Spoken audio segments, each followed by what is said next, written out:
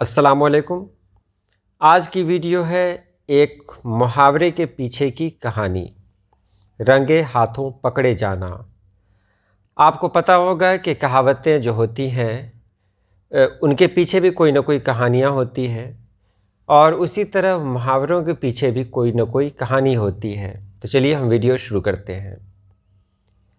ये मुहावरा किसी गलती या दौरान जुर्म पकड़े जाने वाले के लिए बोला जाता है।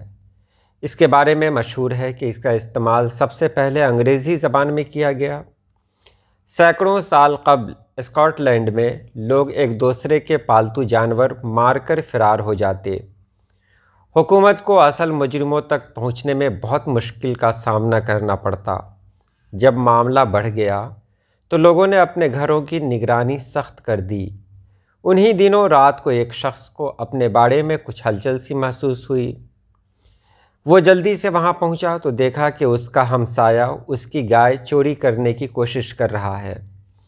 इसी दौरान गाय ज़ख्मी भी हो गई, जिसके खून से हमसाये के हाथ सुर्ख हो रहे थे। गाय के मालिक ने शोर मचाकर लोगों को इकट्ठा कर लिया और वो सब मुलजिम को उसी हालत में पकड़कर कोतवाल के पास ले गए। कोतवाल ने जब मुलजिम के हाथ गाय के खून से रंगे देखे तो कहा, ये तो रंगे हाथों पकड़ा गया। बस उसी दिन से ये कहावत मशहूर हो गई। उसी दिन से ये मुहावरा भी बन गया, रंगे हाथों पकड़ा जाना। तो आज के लिए इतना ही। अल्लाह पाक आप सभी लोगों को खुश रखे, आबाद रखे। अल्लाह हाफिज़।